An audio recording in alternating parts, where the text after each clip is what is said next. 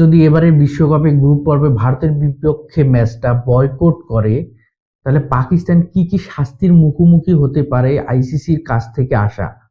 সেখানে আর্থিক জরিমানা, ক্রিকেট ডেভেলপের ক্ষেত্রে হচ্ছে আপনার অনেক প্রতিবন্ধকতা, হচ্ছে দ্বিপাক্ষিক সিরিজের ক্ষেত্রে অনেক ধরনের একটা হস্তক্ষেপ করতে পারে আইসিসি, বা হচ্ছে পাকিস্তানের যে ফ্র্যাঞ্চাইজি লিগ আছে সেখানে বিদেশি খেলোয়াড়দের হচ্ছে এনওসি না দেওয়ার ক্ষেত্রেও সেখানে বড় ধরনের একটা হস্তক্ষেপ করতে পারে আইসিসি। এমনটাই অনেক ধরনের আলোচনা হচ্ছে, আরো নানামুখী সমস্যার সম্মুখীন হতে পারে হচ্ছে পাকিস্তান ক্রিকেট বোর্ড।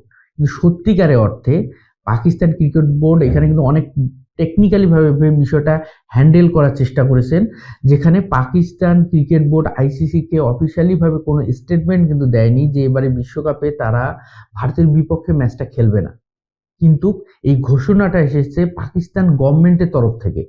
তো পাকিস্তানের গভর্নমেন্টের যে নির্দেশনা সেটাই বাস্তবায়ন করতেছে পাকিস্তান ক্রিকেট বোর্ড। এখানে যদি আমরা একটু হচ্ছে অতীতে ফিরে যাই, তাহলে সেখানে দেখতে পাবো যে 2025 সালে যখন চ্যাম্পিয়ন্স ট্রফি পাকিস্তানে অনুষ্ঠিত হয়, সেই পাকিস্তানে চ্যাম্পিয়ন্স ট্রফি খেলতে যায়নি ভারত। এখানে কিন্তু ভারতের ক্রিকেট বোর্ডের কোনো হচ্ছে এখানে কোনো অফিসিয়াল স্টেটমেন্ট ছিল না, সেখানে নির্দেশনা ছিল ভারতীয় গভর্নমেন্টের। তো ভারতীয় গভর্নমেন্টের সিদ্ধান্ত কিন্তু বাস্তবায়ন করেছে ভারতীয় হচ্ছে ক্রিকেট বোর্ড। সেই কারণে কিন্তু হচ্ছে আইসিসি ভারতীয় ক্রিকেট বোর্ডকে কোনো ধরনের নিষেধাজ্ঞা, কোনো ধরনের জরিমানা করতে পারেনি। তো তারই পরিপ্রেক্ষিতে সেই শর্তের উপর বা সেই কারণের উপর বিবেচনা করেই কিন্তু হচ্ছে পাকিস্তানের উপর কোনো ধরনের নিষেধাজ্ঞা, জরিমানা, কোনো ক্রিকেট ডেভেলপের ক্ষেত্রে কোনো প্রতিবন্ধকতা সৃষ্টি করতে পারবে না আইসিসি। এমনটাই কিন্তু অনেকটা ক্লিয়ার করেছে আইসিসি এবং পিসিবির সাবেক চেয়ারম্যান এহসান মানিক।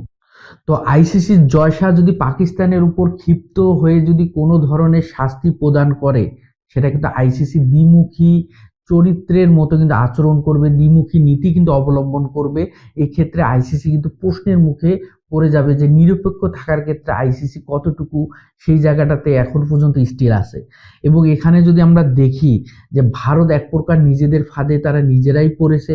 তারা যেভাবে 25 সালে যে কন্ডিশন অ্যাপ্লাই করে তারা যায়নি, ঠিক তেমনই ভাবে পাকিস্তানকেও কোনো ধরনের শাস্তি প্রদান করতে পারবে না আইসিসি, সে ভারতের যুক্তিটা যদি সামনে নিয়ে আসা যায়।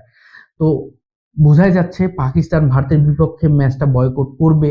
এখন পর্যন্ত আমরা এই বিষয়টা অনেকটা পাকিস্তান ক্রিকেট বোর্ড এই বিষয়ে অনেকটা অটল এই সিদ্ধান্তে, এবং সেটাই দেখা যাক 15 ফেব্রুয়ারি কি হতে যাচ্ছে।